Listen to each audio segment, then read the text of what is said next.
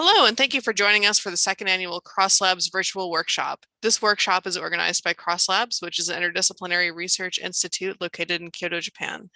We are supported by CrossCompass, which is a leading AI company in Tokyo, Japan.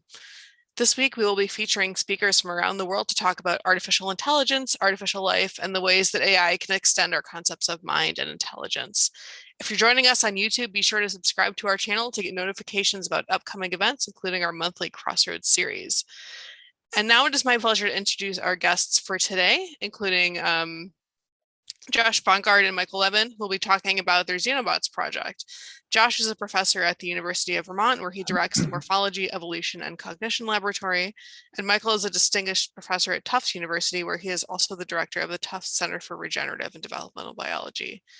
This talk will be about 30 minutes, and then we will have about 20 minutes afterwards for questions afterwards. We'll be taking questions via Slido. So whether you're joining us via Zoom or YouTube, you'll be able to participate via the link we provide. So Josh, Michael. Excellent. Thank you so much. I'm very excited to share some ideas with you. Anybody who wants to get in touch with me at these two websites, you can find me, all the papers and everything else. I want to start off by talking about very quickly some examples of biology that has illustrates some new ideas in intelligence. This is a Planarian. This is a flatworm that has a true brain, central nervous system, many organs. And the amazing thing about Planaria is that they regenerate every part of their body. So you can cut the Planarian into pieces. I think the record is something like 275 pieces. Every piece will regenerate exactly what's missing. In fact, the old part scales down so that when the new part appears, they're all in proportion. And these animals are also immortal. So there's no such thing as an old Planarian. They continuously regenerate their bodies, right? So that's already pretty amazing. But there's another interesting part to this, which is that they regenerate their memories as well. So if you train a Planarian to recognize these bumpy spots on the dish as where their food is going to be, you can cut off their heads. The tail will sit there doing nothing. After about 8 days, it regenerates a new head. And when the new brain shows up, the rest of the body imprints the original information onto it. So you can see that there's the ability of this behavioral information to interact with anatomical information and be and in fact move throughout the body. A more familiar example of this is here. So you've got caterpillars that have a particular kind of brain suitable for driving the soft-bodied robot that crawls around, chews plants, and then has to become this hard-bodied creature that has to fly and drink nectar with a quite different brain. And so in between all of this, what happens is that the brain is largely dissolved, the connections are broken, many cells are killed off, new brain is built, but actually butterflies and moths retain the memories formed by the caterpillar. So their ways of behaving change, their preferences in terms of food and everything changes, but their memories remain. So there's some very interesting questions about identity, individual identity, and so on. You can read more about that here, but you can think about this as a design challenge for AI and robotics. You know, could we have a medium for information and memory that is robust to such massive rearrangements? Let's talk about another kind of plasticity here. This is a tadpole of the frog Xenopus laevis. What you will see here are the nostrils, here's the mouth, here's the gut, here's the tail. Now, one thing you don't see up here, which should be there, are the eyes, and that's because we engineered it to have an eye on its tail instead of in its head. And the amazing thing is that having created these animals where the body plan has been stable for millions of years, it's expected visual input right here in front of the brain, these animals can see perfectly well. We built a device that trains them for visual behaviors. And yeah, they can see these. Not only do these eye cells build a perfectly normal eye in a new location, but they put out an optic nerve. The optic nerve sometimes joins the spinal cord here. That information gets up to the brain. The brain somehow recognizes this as visual data, even though it's coming from a bizarre location, and no problem, they can see. So this ability to maintain functional robustness despite instantaneous architecture changes that don't have a history of evolutionary selection behind them. This is another really key example of this is what we call anatomical homeostasis. Animals like this is a salamander, so they regenerate their limbs, their eyes, their jaws, portions of their brain and heart, can do tricks like this. So if I amputate this limb anywhere, these cells will immediately begin building. They will build exactly as much as needed, and then they stop. That's the most amazing part about this, is that they stop. When do they stop? They stop when a correct salamander arm has been completed. So there's some sort of means ends kind of thing, some kind of error minimization scheme that basically recognizes defects from the target morphology and maintains activity until it is complete. The interesting thing about this is that this matches William James's definition of intelligence, which is the ability to reach the same goal from different position, by different means, is the way he put it. And because I can amputate anywhere, and it basically is context sensitive, it does the right thing. But it gets even much more interesting than that. In embryogenesis, not only can you divide mammalian embryos in half, and you get perfectly normal monozygotic twins, as opposed to two half embryos. You can even do a trick like this. This is a cross section of a kidney lumen in a salamander, and the idea is that there's normally 5 to 10 cells that work together to form this particular structure. Well, one thing we can do is we can make and this isn't our work. This has been known since the 40s and 50s. You can make polyploid newts where each cell has more DNA than it should. That's already bizarre, right? That you can just magnify the amount of genetic material in the cells. In fact, the organism is totally fine. What will happen is the cells get bigger and bigger to accommodate that DNA, and when the cells get bigger, fewer and fewer of them will get together to make the same size lumen. So that's interesting. They compensate for their individual size, but it gets even better in that when you make the cells truly gigantic, one cell will bend around itself and form the exact same anatomical structure. So the diverse molecular mechanisms, diverse underlying molecular actions are called up as needed in the service of a large-scale anatomical spec. So this idea of this kind of top-down control where lower level activity is chosen to fulfill large-scale goals, such as anatomical goals, is a hallmark of life. And so the interesting thing about biology, and what makes it different than a lot of the architectures that we deal with in our engineering, is that you don't just get intelligence at one level made up of a bunch of dumb parts. In fact, biology uses this multiscale competency architecture where every layer of biology is solving some sort of problems in its local space, and all biological intelligence are in fact collective intelligences, even ones we don't usually think of that way. Everybody knows ant collective intelligence and so on, and termites and so on. But in fact, mice and you and I and various organs, we're all sort of groups of cells that have to emergently produce some kind of centralized self. And these individual the components of all this stuff, let's just look at the cellular level, are very competent. So this is a single cell. This is a lacrimaria. There's no brain, there's no nervous system. And it handles all of its local single cell needs at this scale perfectly without any of that. Metabolically, physiologically, morphologically. I mean, look at the incredible anatomical control that this thing has at the level of a single cell. And the amazing thing is that these cells, with their ability to pursue local cell level goals, can get together to pursue very large goals. So, for example, this is what happens when tadpoles turn into frogs. They have to move all of their organs. So the mouth has to go forward, the eyes have to move, everything has to move around.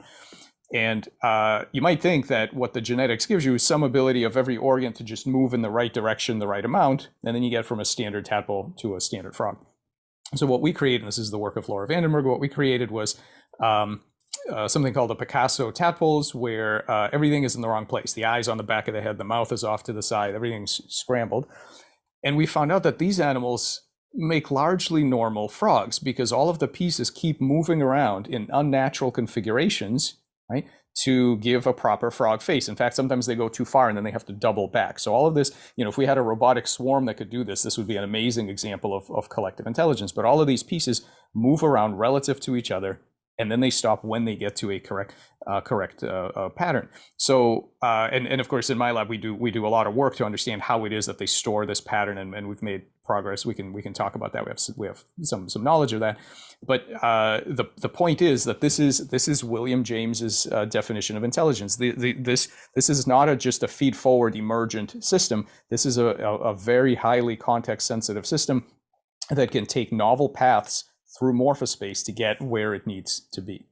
So the interesting thing is that the boundary between the self and the world, meaning the scale of that goal-directed activity, can change. So from single cells through multicellularity, instead of just pursuing cell-level goals, multicellularity enables cells to work together to pursue very large goals, such as building a limb, and then continue to pursue it if it's disturbed in some way. But that scale up can actually go in the opposite direction, and it can fail, and it can scale back down.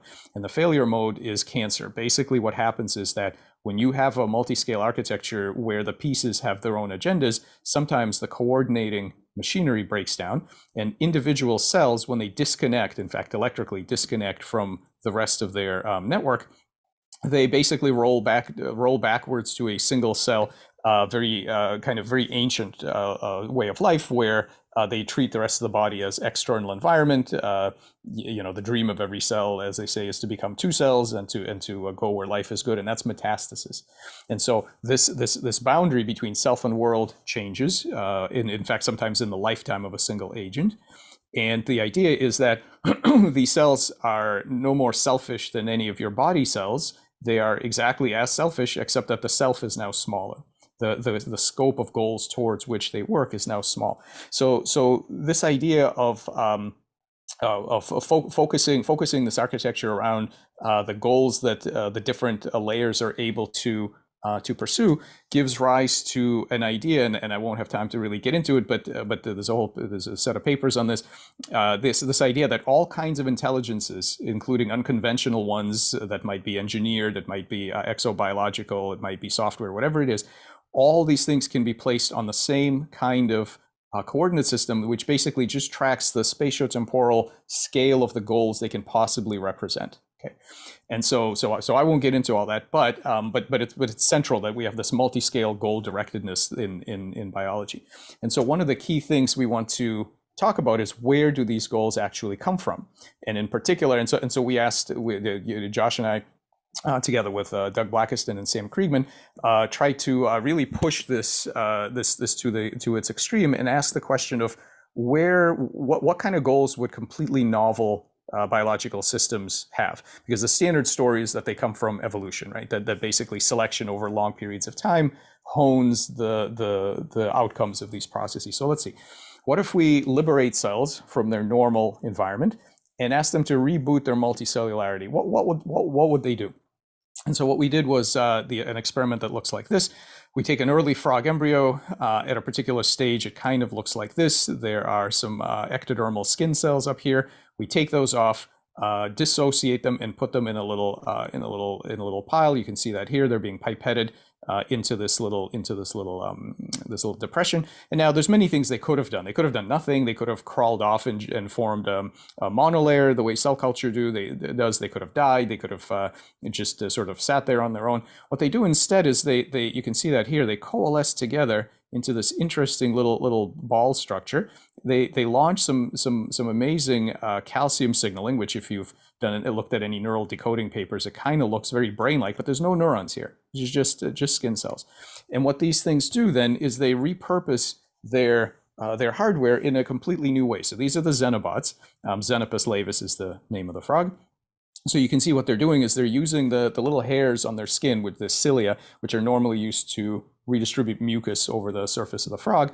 They're using them they've organized them to row against the water. So they can go in circles, they can go back and forth like this. This is completely self-motivated. We don't actuate them or pace them the way you would with cardiac biobots.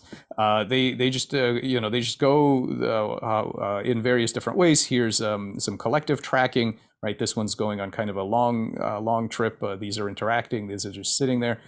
This is what they look like in a maze, still water, no water movement. So it goes along here.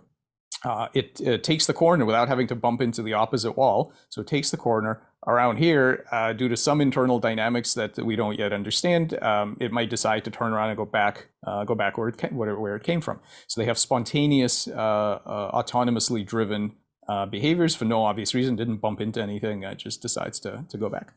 They can regenerate after drastic injury. So here's one basically being cut in half, and you can see through that hinge they develop this force to sort of seal them up back to their new Xenobot shape. And then here you can glue them down and sort of look at the calcium signaling, and of course think about some analyses that you might do of these signals to see if they're talking to each other, mutual information, whatever. There's no neurons here. This is all skin figuring out a new way to be a new proto-organism in the absence of their normal environment. And one of the most amazing things they do, and Josh will talk way more about this, is that when we take away their ability to reproduce in the normal froggy fashion, they come up with a different strategy. And if you give them a bunch of loose cells here, these are just a bunch of loose skin cells sprinkled in their environment, they do what von Neumann wanted, which was to have a system that runs around and collects materials from the external environment and then makes copies of itself. So what these Xenobots do is exactly what we did in making the first generation of Xenobot, which is to collect the cells into little piles and then let the cells take over, right? This only works because the cells themselves are a kind of agential material that has particular things that it's going to do. And so they make these little balls. The little balls mature into the next generation of Xenobots, and then guess what they do? They run around and do exactly the same thing. So even though there's no strong heredity here, the fact is that they replicate themselves through multiple generations in a way that as far as we know never existed before, right? There's never been selection for this. There's no animal that does this. So just to close, a couple of main points that I want to offer. These Xenobots they all come from the same genome, the same as a frog. They have a completely different anatomy and set of behaviors. We didn't add anything. We didn't provide new genes, no nanomaterials. We basically took something away. We took away the instructive interactions from the other cells. So if you want to know what skin wants to do, it doesn't want to be a boring two-dimensional layer on the outside of an animal. It just does this because the other cells are basically forcing it to do that. In the left to their own devices, this is their baseline activity. And so so one of the most interesting things here is that Xenobots have no straightforward evolutionary backstory. There's never been any Xenobots. There's never been any selection to be a good Xenobot. How it is that they have that is really interesting. So the final points that I want to make here is that morphogenesis is a really good example for us, I think, of multiscale intelligence. It's groups of cells are collective intelligences that navigate morphospace, and I think that what evolution does is basically pivot the same strategies across different spaces, which is why plasticity and novelty is basically baked in right from the beginning. And the other key thing is that as far as the open-endedness aspect, evolution doesn't work on a blank canvas with passive matter, having to specify each time you want to discover something, you have to sort of micromanage all the pieces. It works with an agential material. These cells and tissues already have agendas in the cybernetic sense. And I think it's much easier for evolution to search the space of rewards, signals, and so on, not the space of microstates, which is a really rugged, difficult space. And the multiscale competency meaning that when let's say you have a mutation and it puts the eye in the wrong place, no problem. The eye will get to where it's going and you'll still have vision. That ability to make up for mutations means that fitness doesn't really see genomes. It doesn't really have access to the quality of each genome. And this is a problem that, as Steve Frank explained to me, this is what happens in RAID, right? As you get good RAID algorithms, the quality of the media declines because you don't need great media anymore because the RAID takes care of it. So you've got the same ratchet in biology. Honing the genome becomes rather pointless because selection can't see the actual fitness of the genome anymore, and all of the effort starts to go to optimizing the IQ of the parts. And this is why Planaria are actually exactly an example of this RAID case, because their genome is pretty much crap. They because they do somatic inheritance, meaning they just divide, the way they reproduce is they split themselves in half and then regenerate. They accumulate mutations, unlike humans where our mutations in our body don't make it to the next generation. In Planaria they do. And so every cell has a different number of chromosomes, they're mixoploid, they have all this chaos, and yet their anatomy is rock solid. They're a great example of putting effort into the homeostatic algorithm and not worrying too much about the genome. So I think this is why evolution doesn't create solutions for specific environments, it creates problem-solving machines. And so there are a couple of opportunities. Let's say for collaboration, we can think about making multiscale architectures where the cells themselves are agents, and you scale up these homeostatic loops into ways that exploit the ability for things to compete and cooperate within levels and across levels. And we can even think about evolutionary cycles that are actually agents themselves. They're not completely blind, and they can operate over this multi-scale architecture. So we can talk about that. Plenty of all of this stuff in great detail. If anybody's interested, I can send you guys some papers. I wanted to thank the postdocs and the students who did all the work, our funders, and two disclosures that we have to give. So Morphosceuticals is a regeneration company, and Fauna Systems is a company that Josh Bongard and I have started. So thank you very much.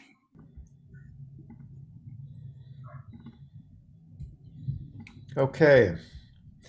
Thanks very much, Mike. I'm Josh Bongard, and I will kind of take up from where Mike left off here. As Mike mentioned, we've worked closely together for several years. I'm based here at the University of Vermont, and I've worked in the space of artificial life for over 20 years now. And as a student and postdoc starting out, like many of you, I was inspired by Chris Langton's description of the field of artificial life as it could be.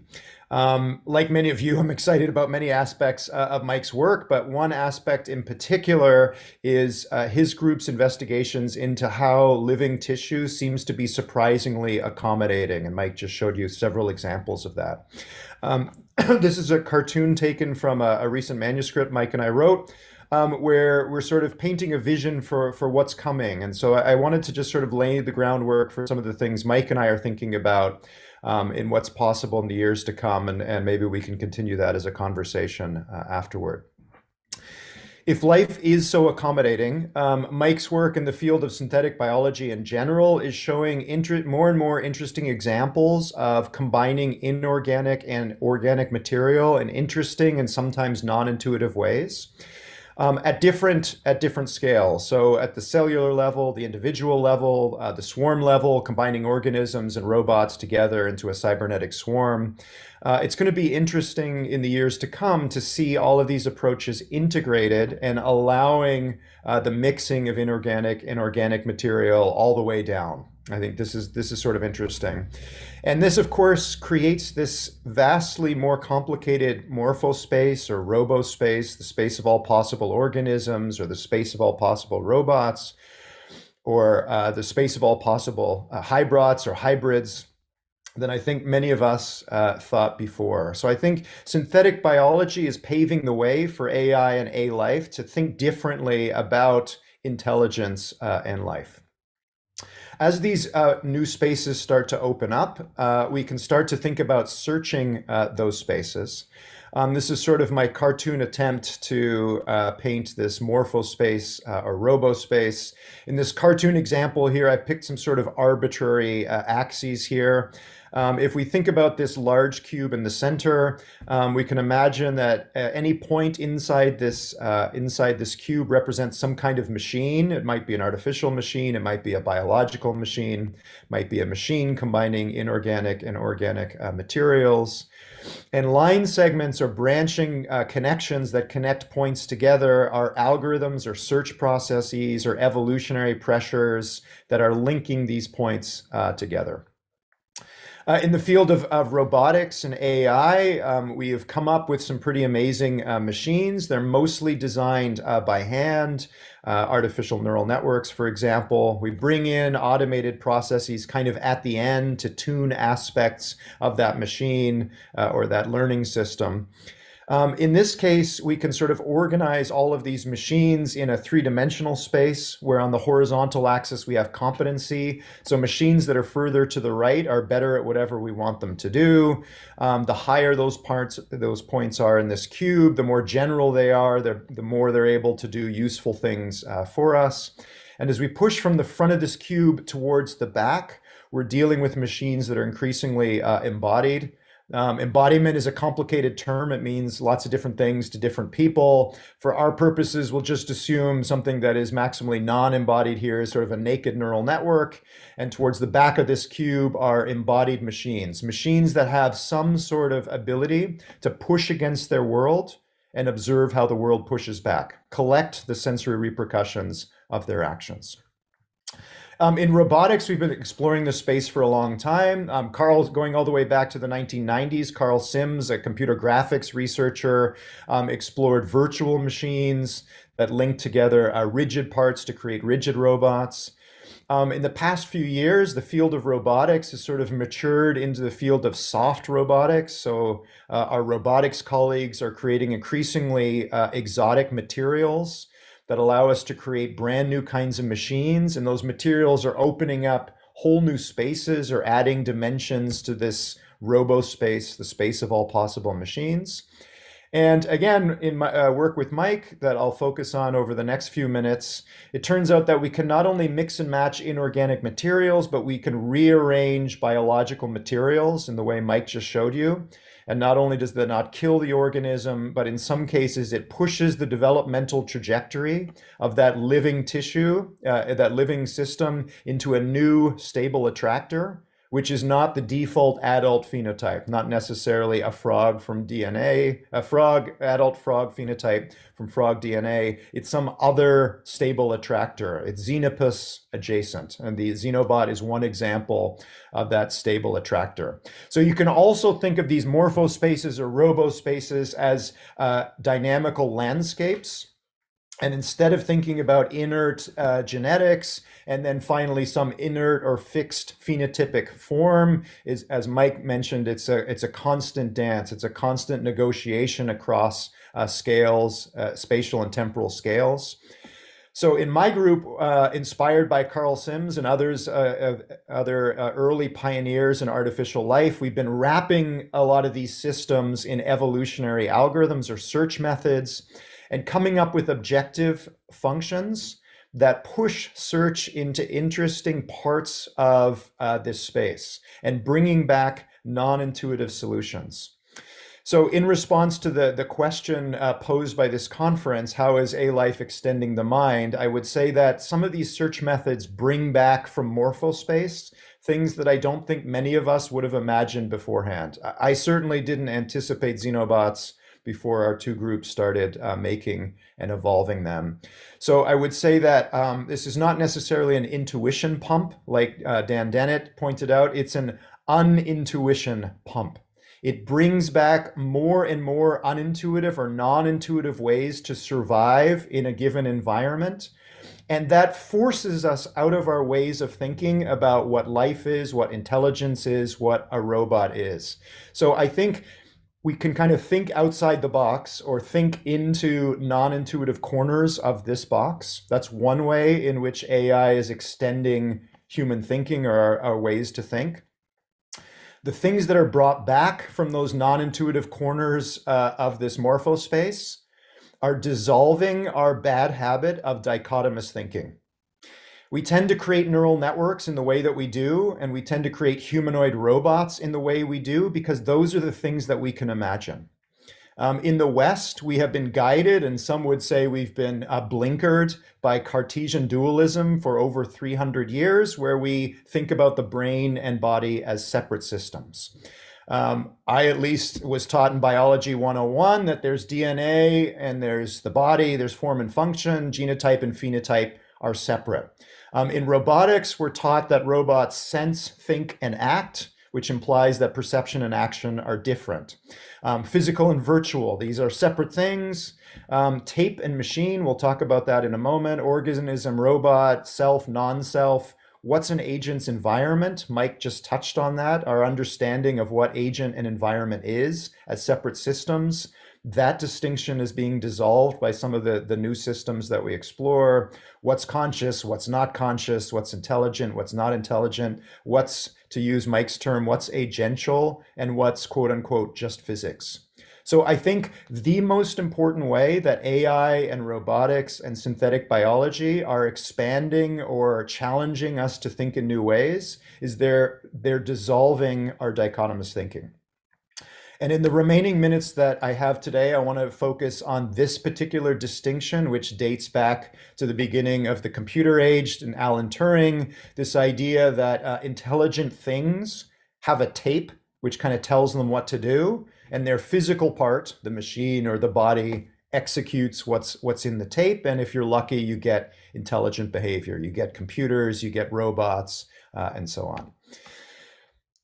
In particular, going back to the 1960s, von Neumann came up with a machine, and a machine made up of 3 parts, A, B, and C in the top left here. And if you write down a description of A, B, and C carefully onto a tape phi here, you can create a self-replicator, a universal constructor.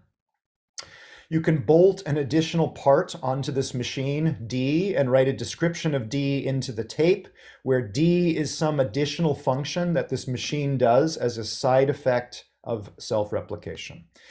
In von Neumann's universal constructors, there is very clearly a distinction between tape and machine.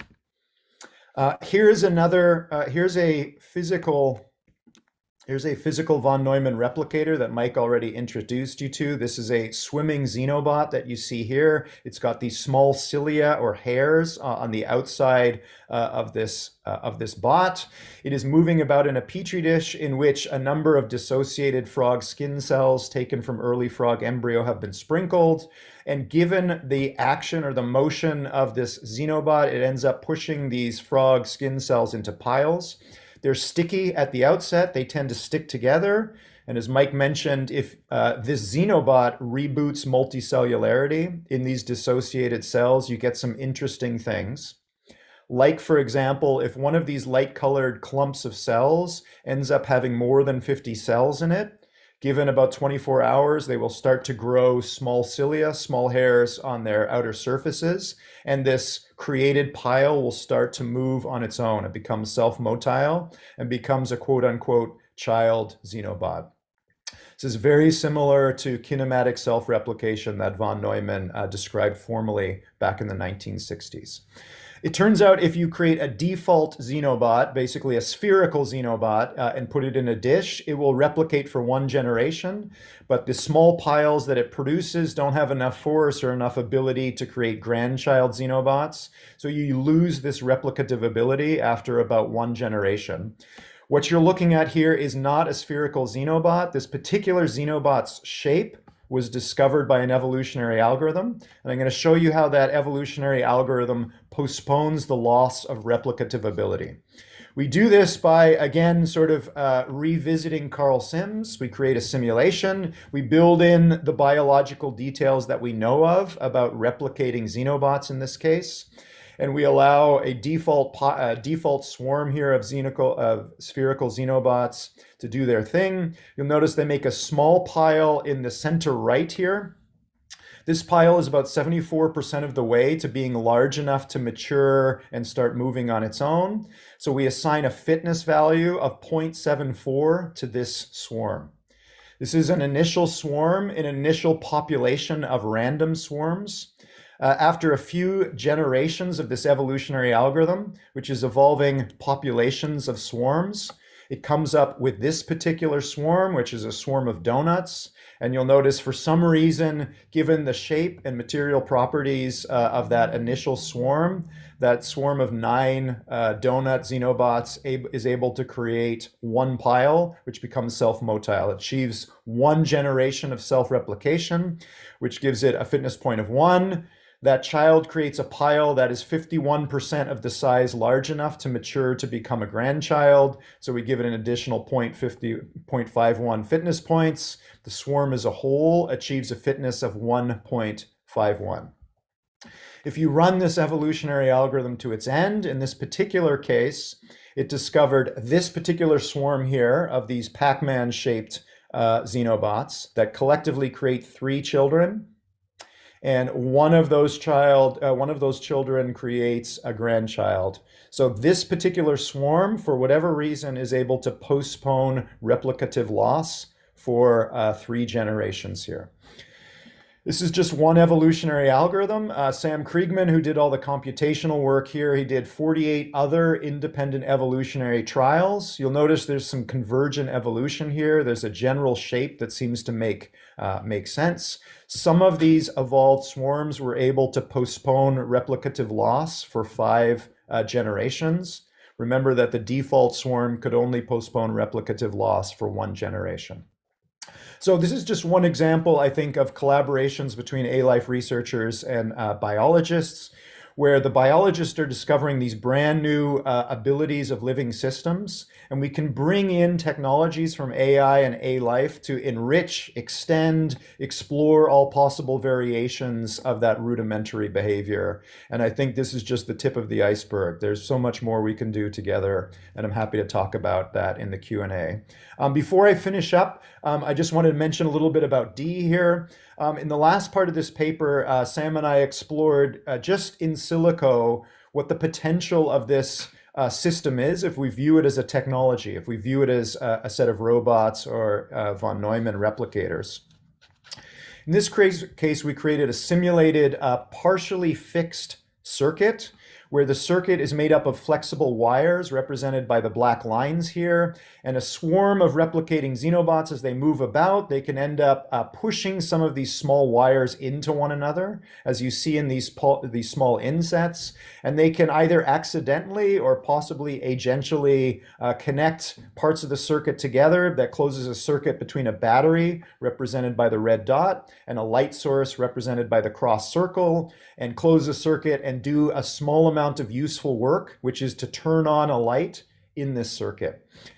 As these Xenobots, I'm going to skip the video, as these Xenobots self-replicate and as a side effect fix parts of the circuit, we can take these child Xenobots out of this circuit A, divide the swarm of children into 2, put half the children into a new circuit B, the other half of the children into a third circuit C, and if they replicate and do useful work, we can reproduce this process over and over again.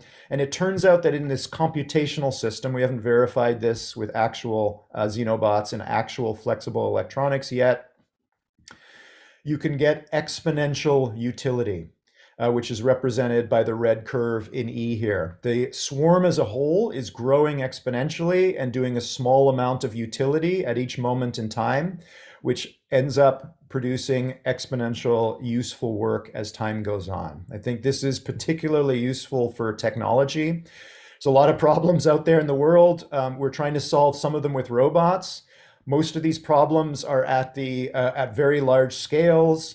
It's going to take us creating thousands or millions of robots to put out large forest fires, to reclaim degraded environments. If we really want to try and fix some of the large problems that we're addressing, we're going to have to consider creating machines that replicate and do exponentially useful work. I'll leave things there and happy to take any questions. Thank you.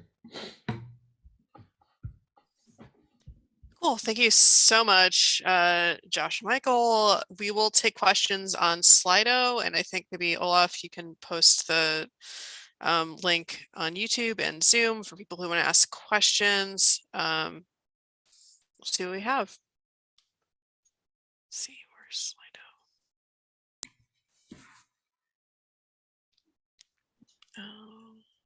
Give me 1 second.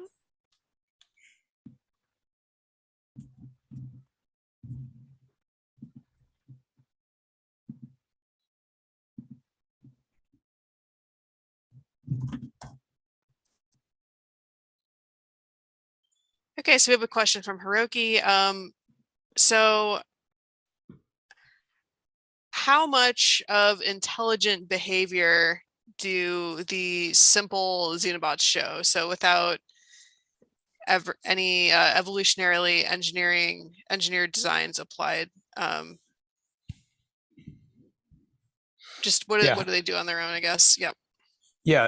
The important thing to say is that a lot of what people are interested in as far as intelligent behavior, so memory, learning, preferences, all that kind of stuff, is still TBD. So we're still investigating that. We know they can do some things, but we're still investigating. I think one thing that they're showing us though is that we have to have a more generic definition of what intelligent behavior is. So at the level of the bot itself, we'll find out what it can learn and what kinds of, can it do classical conditioning, associative learning, those things. But at the level of the cells and also at the level of the group, as Josh was just talking about, we already see that they're able to solve new problems that they've never seen before. And I would argue that that's a kind of intelligence, being able to, in a completely novel environment, these skin cells figure out how to get together, how to align their cilia. They can do different kinds of motions and all of that. That is already, I think, should be definitely considered as a kind of intelligence. But we'll find out how much of the classical stuff they can do. We just don't know yet.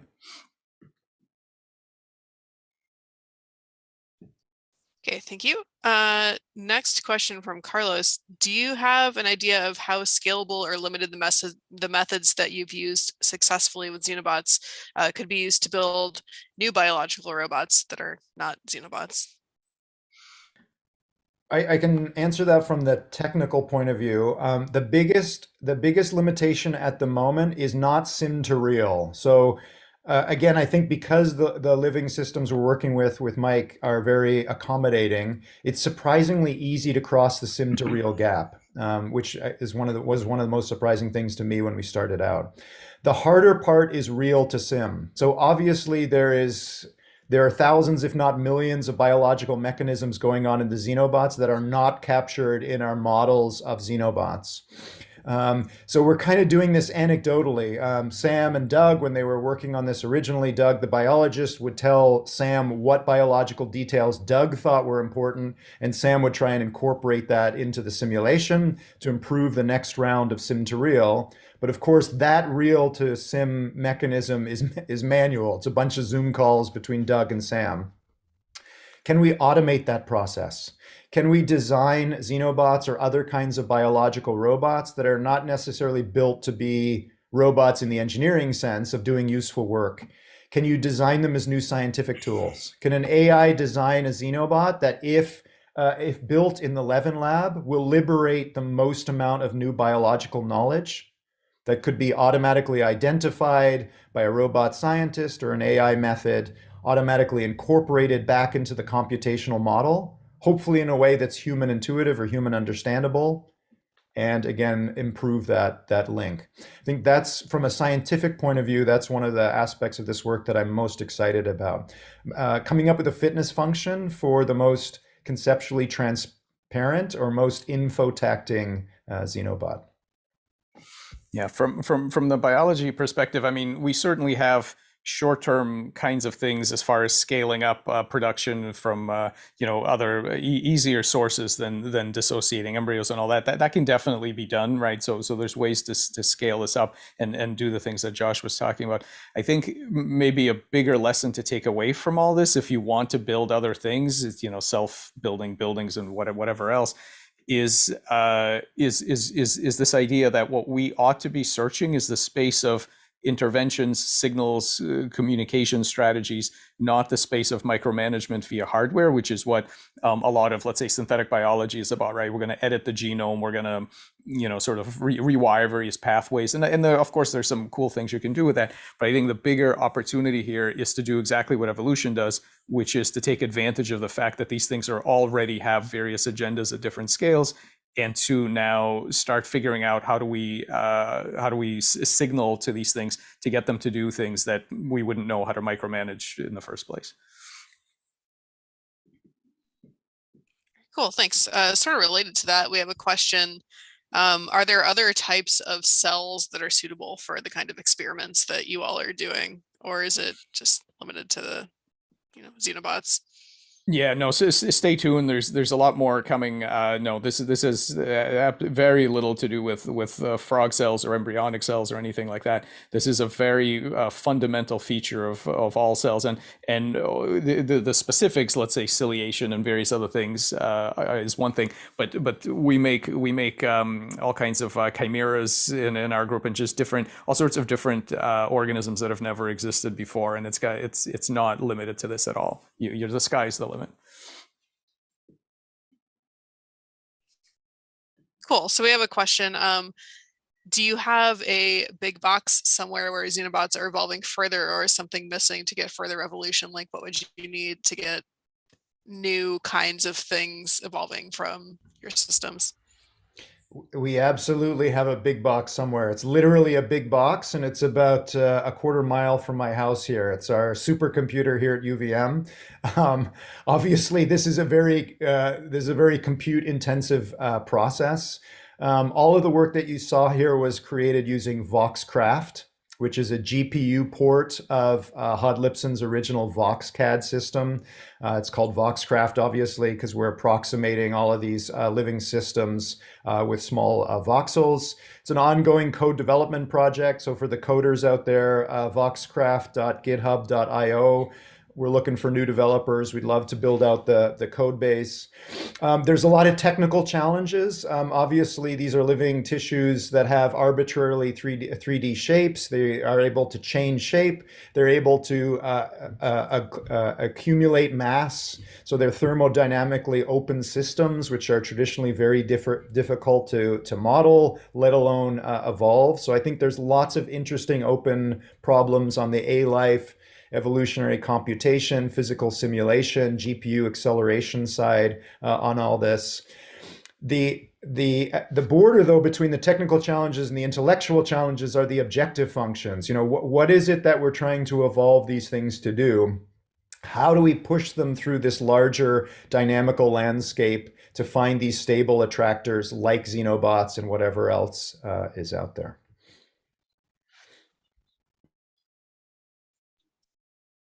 Well, yeah, it's really exciting to see that there's all these opportunities for people to get involved. Okay, next question. Let's see. That's more of a comment than a question, but we have a comment that loving the cube caricature and the human designed robot, looking forward to a robot designed human. So that's interesting. Oh, okay. Here's a question. Do Xenobots have rights like other animals? So how would you compare Xenobots and other animals? Yeah, great question. Obviously, we've put a lot of thought into this. There's two ways to think about this. The kind of obvious way to think about it is to compare them to other familiar examples of living things on the tree of life, right? So there are ways that we relate to other mammals, let's say cows and sheep and so on, and then there are dogs and there are fish and so on. So from that perspective, these are skin cells from an amphibian. And as far as just looking at how how rights are distributed across the tree of life, one might not be too concerned relative to other creatures. But I think there's a much bigger point, which is going to be a much bigger issue in the next few decades, which is that with the mergers, and Josh just talked about this, the mergers of designed, evolved software kinds of machinery into novel constructs, we are going to be faced with agents in our environment that don't look like anything on the tree of life, right? So you're going to so every possible combination of cells, of materials, smart implants, software will be some kind of agent. You will have some kind of cells in your vacuum cleaner, which will be a hybrid of some sort. You're going to have humans, which we already do, with implants of various kinds that are basically cyborgs that control appliances with their mind and things like that. Every combination on that spectrum is going to exist. And that means that we are no longer going to be able to figure out how to ethically relate to something based on what it looks like or how it got here, meaning evolved or designed, right? That dichotomy is going to be gone. So we absolutely need to develop new ways to relate to unconventional intelligences And the Xenobots themselves, I think, are not a problem in any way, just because they're so low down on the kind of scale that we've been used to dealing with. But that scale is not going to be of any use very much longer. So we have to absolutely get past it.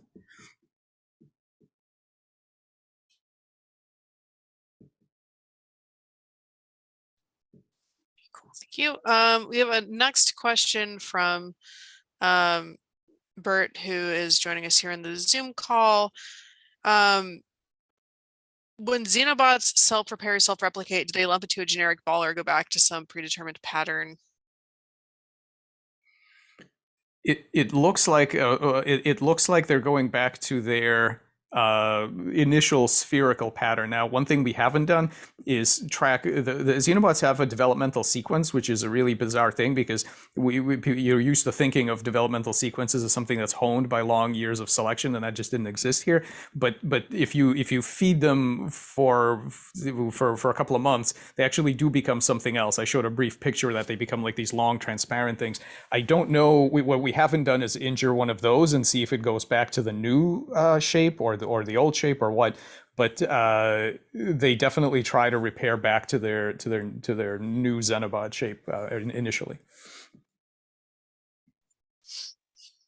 Okay, so next we have a question about the sort of scalability of these systems. So any thoughts on the possibility or inevitability or prevention of some sort of like cancer type nanobot doing something that we didn't expect?